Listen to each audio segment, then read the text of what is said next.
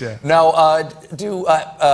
Happy Christmas? I want to say Merry Christmas. You guys say Happy Christmas. I would say either. I always used to say Merry, but now I find myself saying Happy Christmas. Yeah? Yeah. Which was like, is English more traditional for Merry or Happy? I think it's a slight class thing. What do you mean? I have a feeling I think Merry is kind of for the masses, and I think middle-class people say Happy Christmas, I think. Okay. I think. Because we in America, the only time we say Merry is for Christmas time. There's no other reason for you to say it, is there? No, we don't say like Merry anything but Merry Christmas. And Merry Mead. Yeah, don't say anything like, you know, like, give me a glass of Merry Mead. It just sounds medieval. We don't say the word mead, my friend.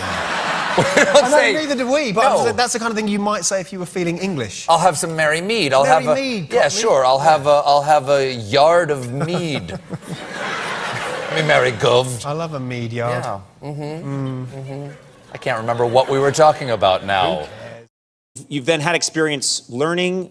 When you lived in this country, did your accent start to go away? I was curious about that. Yeah, because I lived here when I was very young, and from the ages of 9 to 12 or 13, and I spoke like this. And there is a slight, I mean, we are kind of divided by a common language, because apart from the fact that we spell words differently, we also pronounce words differently. And I was sort of being misunderstood, and so my contemporaries at school, or the other kids, they asked me to speak like them, and I did. So you learned to actually speak with an American accent when you were younger? Yeah, just because as a kid it's easier to sort of be part of the group than it is to stand outside it. I think that changes as you get older. But when I was younger, I felt it was easier to just be part of the group, and it was a fun group. So where was this? What area of the United States was this? In Los Angeles. Oh, so you were speaking with a Los Angeles accent for a while? Yeah. So what stuff were you doing? Can you give me an idea of was your whole... So just like you just talk like that instead of talking like me? That's weird that you can just change like that. Wow. Yeah, that's like peer pressure as a child. That'll do that to you. That's pretty amazing. Everyone in the audience is like, she's one of us. I like her a lot. I'm going to give you some slang, some American slang. We're going to take turns. We'll see how much you know and how much I know. Okay. Okay? The first one I'm going to give you is flossing. Do you know what flossing means? You mean actually flossing? No, it's slang. Right. It's slang. You do know what actual flossing is. Well, I know.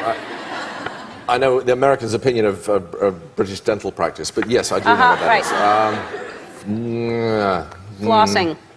That would be something close-fitting, and no. I don't know. No. Oh, that was to really show you how wrong you were. That's kind of rubbing it out. That's it really is. Isn't it? It was aggressive. I'm sorry, because I could have just said no, but we just in America we like to really rub it in. With a klaxon. Yeah.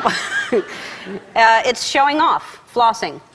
Really? Yeah, showing off is flossing. Okay. Yes. All right. What sound does it make when you're right? It's both. Ding, like that. Right. Yeah. Which is it's probably a different sound in England. It is. Yeah. Well, we're never right in England. Chinwag. Chinwag. Yeah, I'm not going to say it again. Okay. Shinwag. Yeah. That would be a blundering idiot. A shinwag. You shinwag.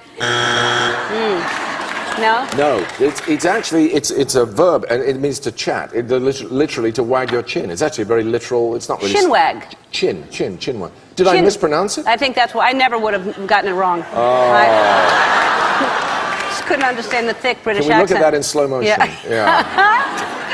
Yeah, chinwag, of course. Yes. That does sound like. All right. So we're tied. Yes. Mm-hmm.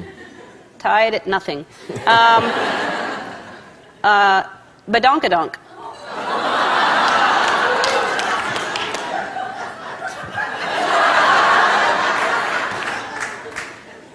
Means to pass someone on a motorcycle and then see a police car and brake suddenly.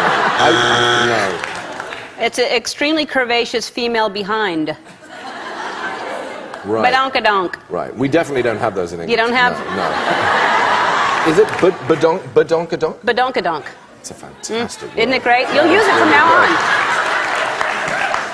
I enjoy your badonkadonk, honey. All right. That's fantastic. Chuffed to bits. Chuffed to bits. Chuffed to bits. Chuffed. Chuffed. Yeah. Like chin. Yes. Chuffed if you like. to bits. Yeah. Just exhausted. No. It's to be really pleased. To be really pleased about it. To be thrilled by something. I'm chuffed to bits. That's what I meant. I'm delighted. I'm chuffed to bits by... I would be chuffed to bits by your badonkadonk, for example. Yes.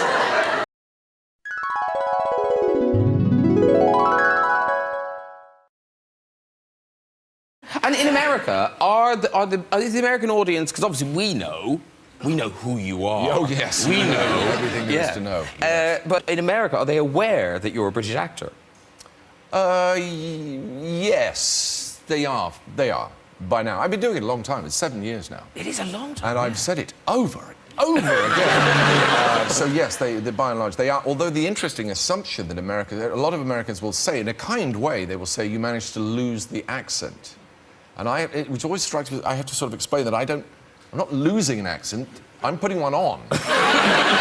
You're the one with the accent. And of course, but no country can think that way. Every country thinks that they were issued with God issued them with an accent, and everyone else is just putting it on. Because Robert, do you kind of speak in American accent all the time, or do you? I mean, becoming more so. I mean, it's weird, especially in America, because people can't, like, you literally have to translate yourself sometimes. In New York and things like that, if you're in a taxi and you try and say an address, you have to say an American accent. It's crazy. If you order a water, if you say, "Can I have a glass of water?" they're like, "What?" Nice way of doing that. Is that what they say? But even in America, you must have had a stronger Southern accent. Yeah, I had a super country accent like that. And I'm not gonna lie, I think my mother still really thinks that you're an American. Yeah. Wow. I think she actually thinks you're a real doctor, too.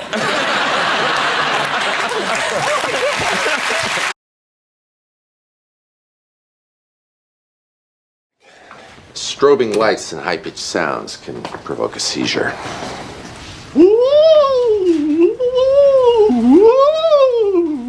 You're a goof. Takes one to know one, loser. Wait, that means I'm a loser. Scratch that.